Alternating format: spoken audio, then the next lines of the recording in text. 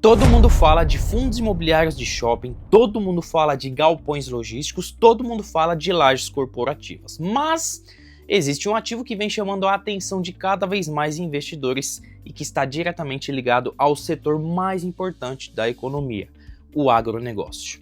E eu vou te fazer uma pergunta. Você investiria em um fundo que paga dividendos mensais, possui mais de 260 devedores na carteira, zero inadimplência e ainda negocia abaixo do seu valor patrimonial? Pois é, esse fundo existe. O nome dele é Snag 11. Mas, afinal, o que é o Snag 11? Como ele ganha dinheiro, quais são os riscos, quais são os indicadores e por que ele tem chamado a atenção de tantos investidores? E é exatamente isso que nós vamos falar no vídeo de hoje. Mas antes de continuar, já deixa o seu like, se inscreve no canal e ativa o sininho das notificações, porque toda semana tem vídeo novo sobre investimentos, fundos imobiliários, ações, renda passiva, liberdade financeira e muito mais. Beleza?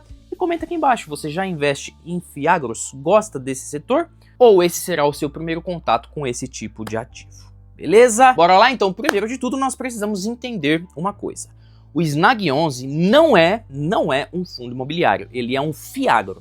E o que é um Fiagro? De forma simples, é um fundo criado para investir na cadeia produtiva do agronegócio brasileiro. Ou seja, quando você compra uma única cota do Snag 11, você está investindo indiretamente em operações ligadas ao agronegócio.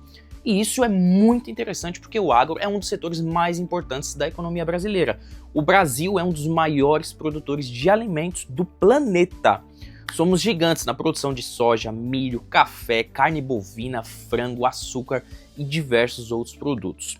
E o Snag 11 busca gerar renda justamente financiando parte dessa cadeia produtiva. Mas como que ele ganha dinheiro? Essa é a pergunta mais importante. Bom, hoje o Snag 11 é um Fiagro híbrido. Isso significa que ele investe em diferentes tipos de ativos, beleza? Segundo o relatório gerencial de abril de 2026, aproximadamente 54% da carteira dele está alocada em CRAs, 23% em FDICs, 10% em outros Fiagros, 6% em imóveis rurais e cerca de 7% em caixa. Ou seja, a principal fonte de receita do fundo vem do crédito.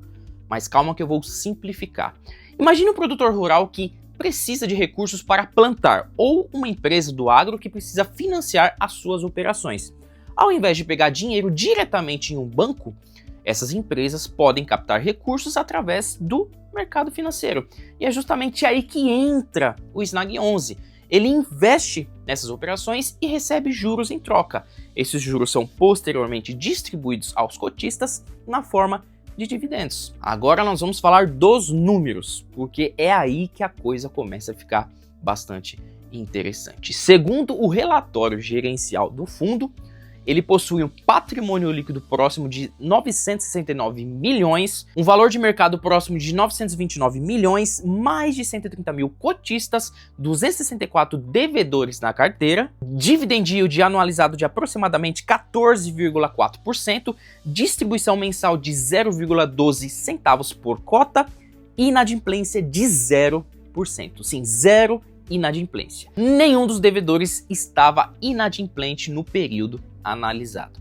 Isso chama a atenção principalmente porque estamos falando de uma carteira bastante diversificada. Ao todo são 264 devedores distribuídos em diferentes segmentos do agronegócio. E aqui entra outro ponto muito importante: diversificação. Muita gente pensa que o Snag 11 está exposto apenas à soja, mas não é verdade. A carteira está distribuída entre diversos segmentos: revendas e produtores rurais, irrigação, terras agrícolas, armazenamento, café, laticínios, sementes e outras operações ligadas ao agronegócio brasileiro. Essa diversificação ajuda a reduzir os riscos, porque o desempenho do fundo não depende de apenas uma única atividade. Beleza? Ficou claro? Agora nós vamos falar da qualidade da carteira. Hoje, a remuneração média da carteira está em aproximadamente CDI mais 2,52%. Além disso, o chamado Yield All-In da carteira está em torno de 17,28%. Outro indicador interessante é o rating médio. A carteira possui um rating ponderado de A2. Na prática, isso significa que a gestão busca operações com qualidade de crédito relativamente elevada. Mas Obviamente, isso não elimina os riscos, mas fica tranquilo que daqui a pouco nós vamos falar deles, beleza? Antes disso, vale destacar algumas das principais posições do fundo. A maior delas é o CRA Boa Safra, que sozinho representa aproximadamente 33% do patrimônio do fundo. Além dele, existem exposições relevantes em irrigação, cultura agromais, Ruiz Coffees, Leitíssimo, Schul Sementes, entre outros ativos ligados ao agronegócio brasileiro. Tranquilo? Agora nós vamos falar dos dividendos, porque eu sei que muita gente chegou até aqui por causa deles, os famosos dividendos.